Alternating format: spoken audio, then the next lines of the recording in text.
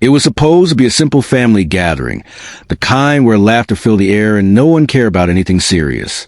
My wife, Emily, had been looking forward to it for weeks. I went mostly for her. She loved hosting, loved being around people. But that night, from the moment the guests arrived, something felt off. Emily was everywhere except near me. She floated from person to person, laughing, smiling, touching shoulders, pouring drinks. But when I tried to talk to her, she brushed me off with a quick, later, honey, I'm busy. At first, I didn't mind. Maybe she was just trying to make everyone feel welcome. But as the hours passed, I noticed a pattern. She'd listen intently to others, but when I spoke, she barely looked at me. It stung more than I wanted to admit. Around dinner, I sat at the corner of the long dining table, half listening to conversations about vacations and work drama. Emily was at the other end, joking with her cousin, Laura, the kind of person who always said what others wouldn't dare to. I glanced at them, tried to read Emily's expression. She looked comfortable, too comfortable. Every time she laughed, she leaned closer to Laura, whispering something that made them both grin. I looked away, tried to focus on my food, pretending everything was fine. After dinner, people gathered in the living room for drinks and music. I sat quietly, scrolling through my phone, ignored once again. Emily walked past me twice, laughing with Laura and another friend, without even acknowledging I was there. It was like I'd become invisible in my own home. Then out of nowhere, I heard Lara's voice cut through the music, loud enough for everyone to hear. Emily, she said, teasingly, if you're too busy for him, can I have him? The room went quiet for a split second. I froze, unsure if I'd heard right. Everyone turned toward her, and then toward Emily. My wife stopped laughing instantly, her smile vanishing as if someone had flipped a switch. The shock on her face was priceless. I didn't move or speak. I just looked at her.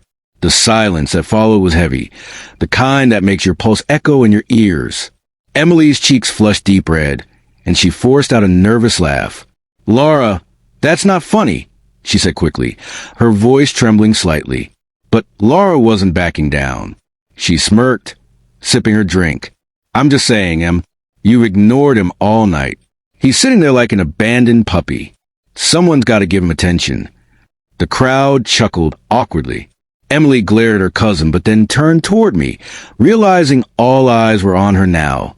For the first time that evening, she walked over and sat beside me.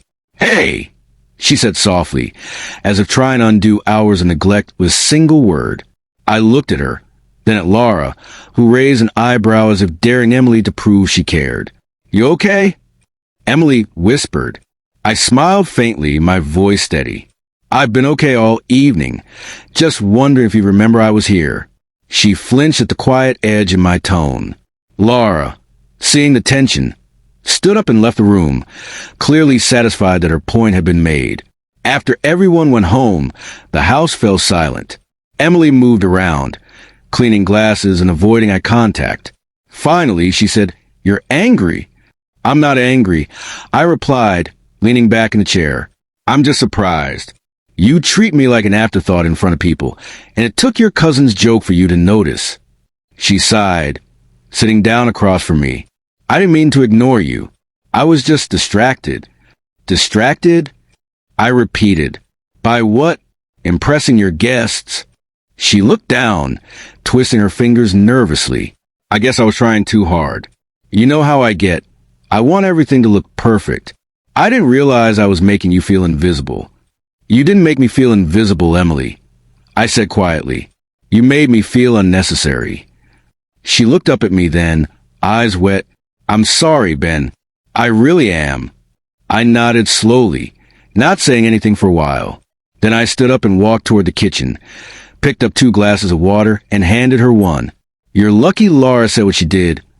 I said finally, because if she hadn't, I don't think you'd have noticed at all. She smiled sadly, taking the glass. She always had a big mouth, but maybe tonight she used it for good. I chuckled lightly. Maybe she did. That night, Emily didn't go to bed right away. She sat beside me on the couch, head resting on my shoulder, quiet and thoughtful. I'll do better, she whispered. Not for show. For us. I believed her. Not because she said it, but because of how she said it. Soft, genuine, with the kind of humility that comes after realizing you hurt someone you never meant to. A week later, Laura texted me a single message. She needed that wake-up call. You're a good man.